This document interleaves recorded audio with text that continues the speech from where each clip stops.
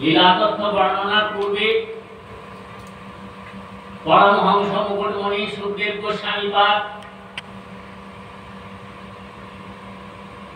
সর্বপ্রথমে প্রবেশনরত মহারাজ পরীক্ষিতকে ব্রজেন্দ্রনন্দন শ্রীকৃষ্ণের তত্ত্বটিকে আগে তিনি প্রতিপাদন করেছেন, প্রকাশ করেছেন, প্রকট করেছেন। অর্থাৎ মহারাজ পরীক্ষিতের বসে লাগবে না অনুপ্রবিষ্ট হয় যে ব্রজেন্দ্রনন্দন শ্রীকৃষ্ণ কি,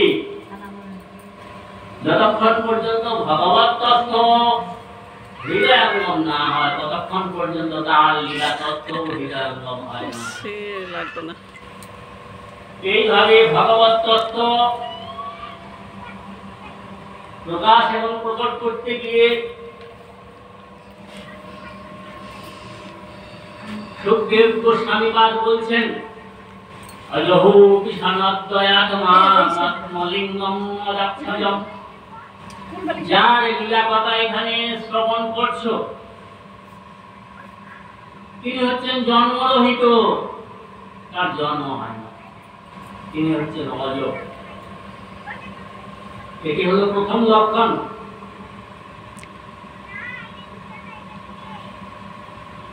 নিশ্চিত রূপে তিনি হচ্ছেন অদ্বিতীয় পরমাত্মা, আব্রহ্মস্তম্ভ, অনন্ত কোটি বিশ্ব ব্রহ্মাণ্ডের তিনি হচ্ছেন পরমাত্মা। এটি হচ্ছে দ্বিতীয় তত্ত্ব। আর তিনি হলেন মহাত্ম লিঙ্গম। লিঙ্গ মানে হচ্ছে প্রতীক। লিঙ্গ শব্দের অর্থ হলো প্রতীক, মানুষের প্রতিকৃতির মতো।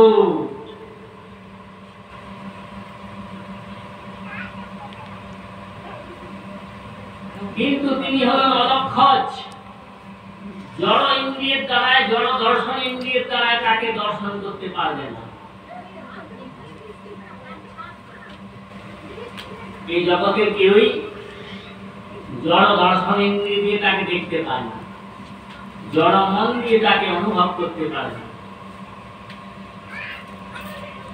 জড় দেহ এবং জড় দৈহিক কর্মের দ্বারা তাকে স্পর্শ করতে পারে না, অনুভব করতে পারে না। তিনি হচ্ছেন অদক্ষজ, ইন্দ্রিয়ের অতীত। যখন কোন সাধক সাধনার দ্বারায়, মন্ত্র সাধনার দ্বারা ইন্দ্রিয়াতীত অবস্থা প্রাপ্ত হন, তখন তিনি সেই ভগবানকে অনুভব করতে পারেন, দর্শন করতে পারেন।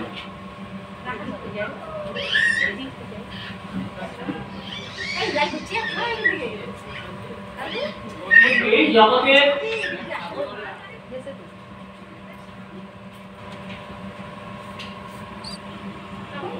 জগৎ ব্রহ্মাণ্ডের সাধককে কৃপা করার জন্য অনুগ্রহায় ভূতানাং,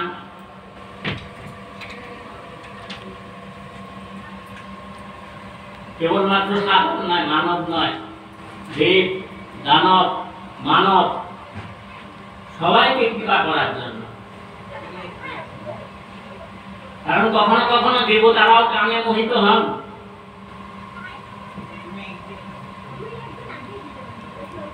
ইন্দ্রাদি দেবতা, ব্রহ্মাদি দেবতা, বহু বহু ঋষিকেও কামে মোহিত হতে দেখা গেছে।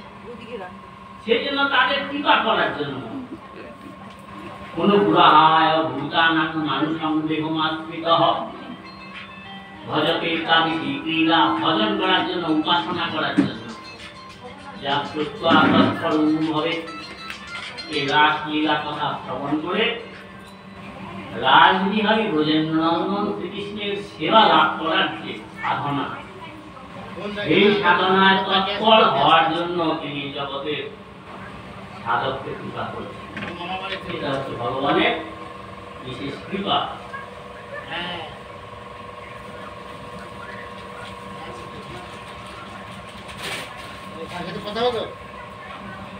শ্রী ভগবান জগৎ ব্রহ্মাণ্ডের জীবগণকে বিতাপ্ত করিবার জন্যই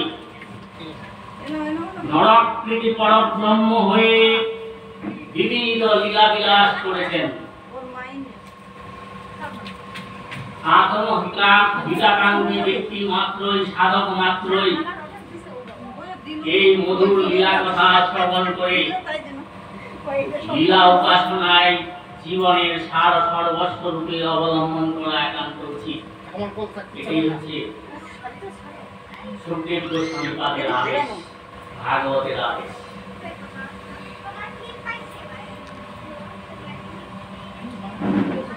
রাসলীলায় শ্রী ভগবান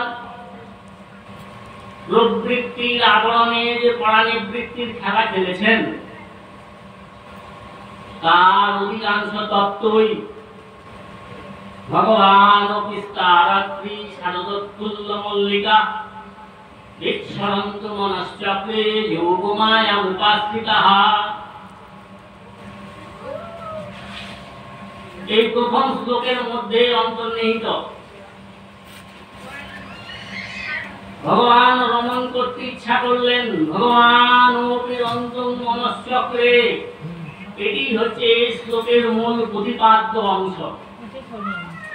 সঙ্গত কারণে ভগবান এবং রমণ এই দুটি শব্দ বিশ্লেষণ করা, অনুভব করা একান্ত কর্তব্য।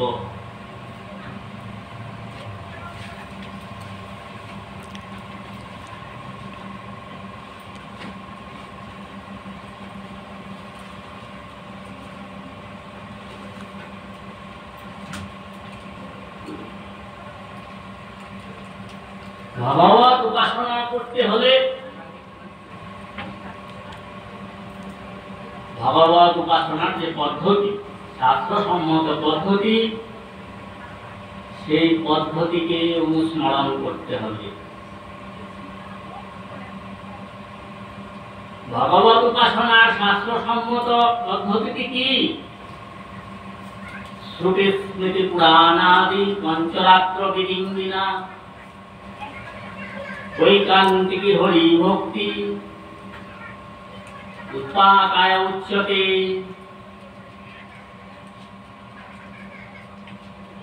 শ্রুতি অর্থাৎ বেদসম্মত হতে হবে।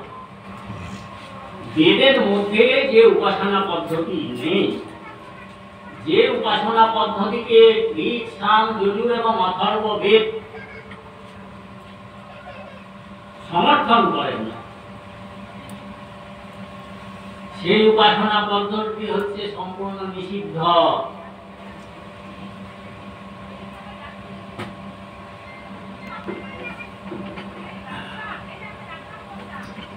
সেই জন্য বেদ সম্বন্ধে ভগবত উপাসনা করতে গেলেও একটু সাধারণ জ্ঞান থাকা একান্ত আবশ্যক, জেনারেল নলেজ।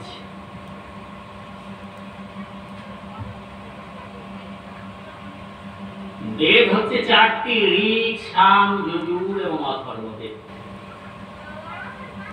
এখানে পদ্মপুরাণ এবং নারদ পঞ্চারাত্রি দেবর্ষি নারদ যে বলেছেন, শ্রুতি এবং স্মৃতি। শ্রুতির অধীনস্থ বিষয়গুলি কি কি? ঋক, সাম, যজুর এবং অথর্ব বেদ। বেদের হলো ৬টি অঙ্গ: শিক্ষা, কল্প, ব্যাকরণ, নিরুক্ত, ছন্দ এবং জ্যোতিষ।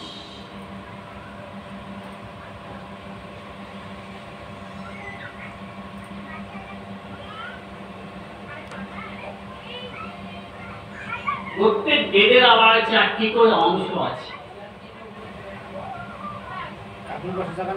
সংহিতা, ব্রাহ্মণ, অরণ্যক এবং উপনিষদ।